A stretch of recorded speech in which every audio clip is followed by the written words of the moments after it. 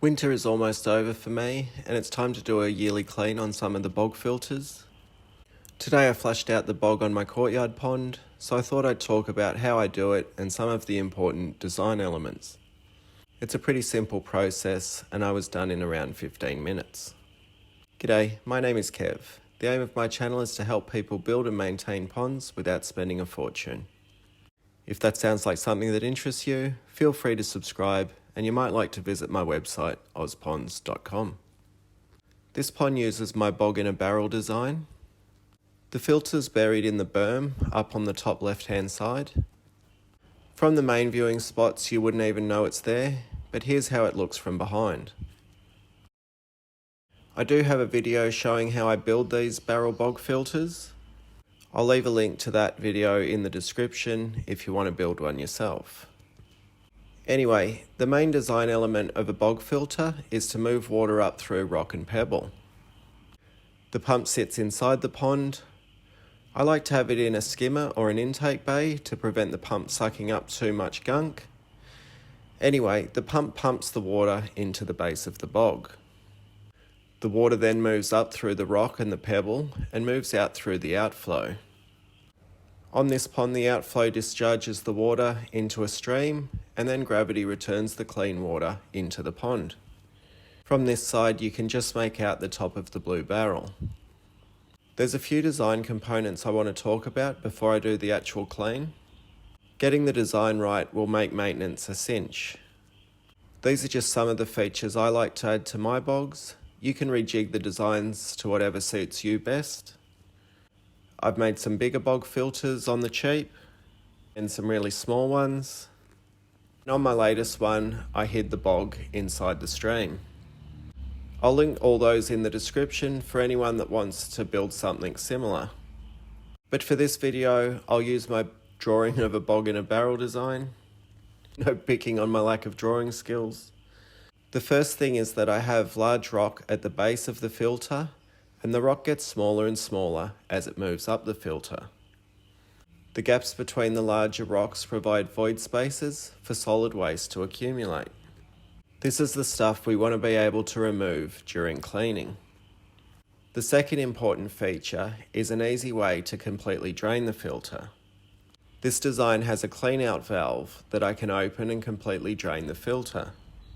Of course, it's not always possible to design the bog so that it can be drained by a valve.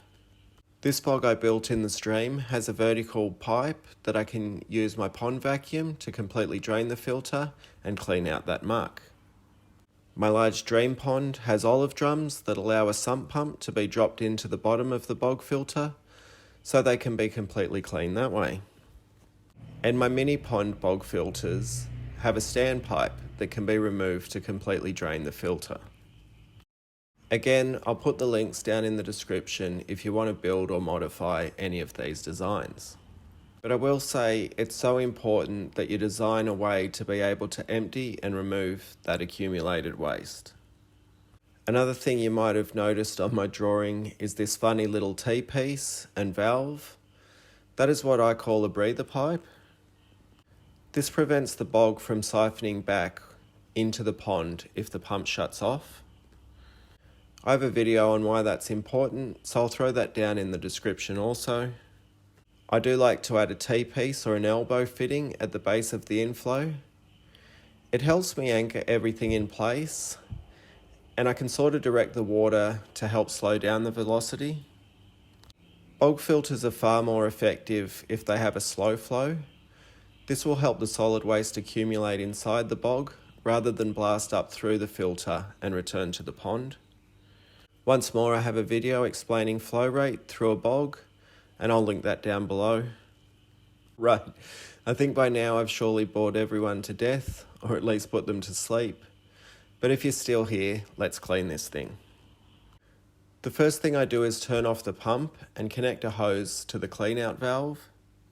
I like to run all this dirty water out onto the gardens. It's great fertilizer for the plants. Then I just grab a garden hose and start directing water down through the top of the filter. Remember, normally the water is percolating from the bottom of the filter, but now I'm forcing water down from the top. That's so all the waste trapped inside the filter is being forced to the base. While I'm doing this, the valve is still open and draining away the dirty water. This is exactly how I clean out the larger bogs, but instead of the clean out valve, I need to drop a sump pump into the base of the filter to continuously drain out the dirty water. This water that I'm directing down through the bog is coming straight from the tap. It would be ideal to use rainwater, as it's possible that there's enough chlorine in this water to kill my good bacteria. However, I never clean the pond at the same time as I do the bog filters, so there's still all that good bacteria living happily inside the pond itself and the stream. You could also use the water inside the pond.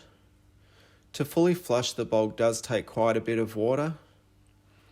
Anyway, I prefer to just direct this water straight to the garden rather than steal it from the pond. But you can make your own decisions on what works best for you. Anyway, I just keep pushing the water down through the filter until the water coming out is constantly nice and clear. I also have a little filter mat I stick under my breather pipe, so I give that a flush too. Then I just refill the bog, again using tap water, and I squirt a bit of dechlorinator and beneficial bacteria in. If I had have used the pond water to flush the bog, I would have needed to top up the pond, and that would have then used more dechlorinator.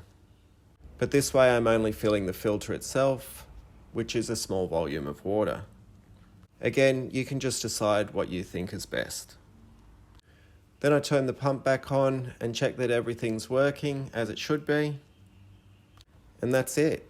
Yearly bog filter maintenance done.